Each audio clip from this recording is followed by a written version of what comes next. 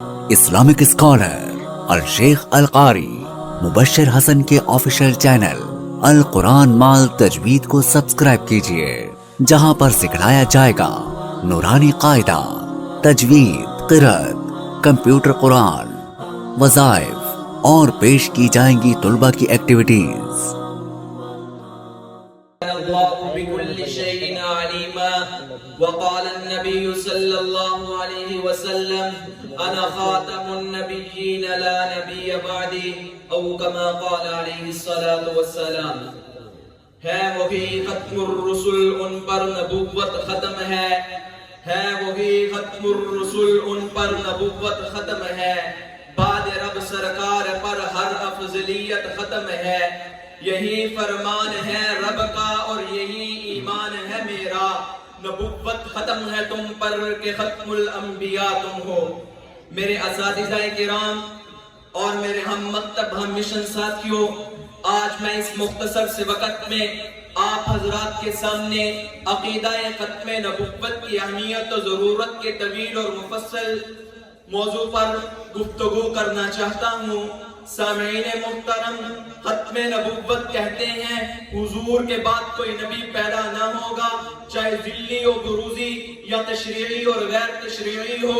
جب رب کائنات نے قصر نبوت کی تعمیر کی تو اس کا اختتام حضور کی ذات باری پر فرمایا، جس کی تائید میں وہ آقا یوں فرماتے ہیں فجئت انا فاتممت تلک اللبنہ، میں نے آ کر قصر نبوت کی تعمیر کر دی۔ قرآن کی 100 آیات، 200 احادیث، اجماع صحابہ و تابعین، اجماع فقہاء اور محدثین ختم نبوت کی عکاسی کرتے ہیں، اور 1,24,000 انبیاء کا کمال منصب 2 چیزوں سے مزین ہوتا ہے: ماقبل انبیاء کی تصدیق کرنا، بعد میں آنے والے نبی کی خوشخبری دینا، مگر میرے آقا کا کمال منصب نبوت اعلان ختم نبوت پر ہوتا ہے۔ چنانچہ رب لم یزل ارشاد فرماتے ہیں 22واں پارہ سورۃ الاحزاب آیت نمبر 40 میں ارشاد ہوتا ہے ما کان محمد ابا احد من رجالکم ولکن رسول اللہ وخاتم النبیین۔ اس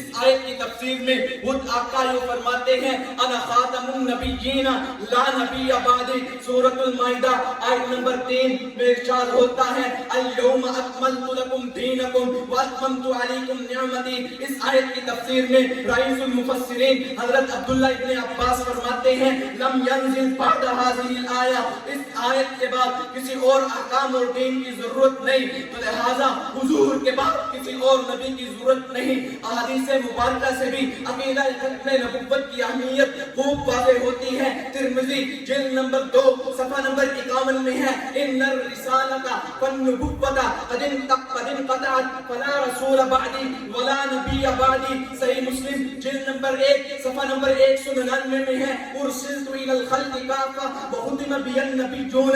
ارے عقیدہ ختم نبوت اتنا اہم عقیدہ ہے، اتنا اہم عقیدہ ہے، جس کے بارے میں امام اعظم فرماتے ہیں من طلب منہ علامۃ فقد کفر۔ انہیں دلائل کی بنیاد پر ملا علی قاری شرح فقہ اکبر میں لکھتے ہیں دعوت النبوۃ بعد نبینا کفر بالاجماع۔ اس عقیدے کا منکر بھی کافر ہے اور اس میں شک کرنے والا بھی کافر ہے۔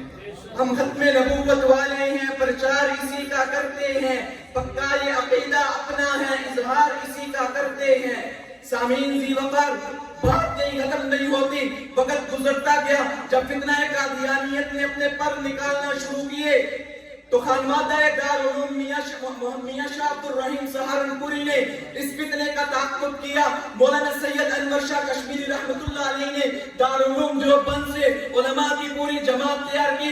عقیدہ ختم نبوت کی اہمیت کا درس دیتے ہوئے امیر شریعت سید عطا اللہ شاہ بخاری رحمۃ اللہ علیہ نے اپنے گھر بار کو چھوڑا، اپنے بیوی بچوں کو چھوڑا، مگر عقیدے کا دفاع نہ چھوڑا۔ پھر چشمے فلک میں وہ نظارہ بھی دیکھا کہ جب 1974 کی تحریک ختم نبوت میں فتنہ قادیانیت کے پروں کو کاٹ کر امت مسلمہ کو دارالعلوم دیوبند کے فرزندوں نے یہ پیغام دیا کہ عقیدہ ختم نبوت کے تحفظ پر کسی سے سمجھوتا نہیں ہو سکتا۔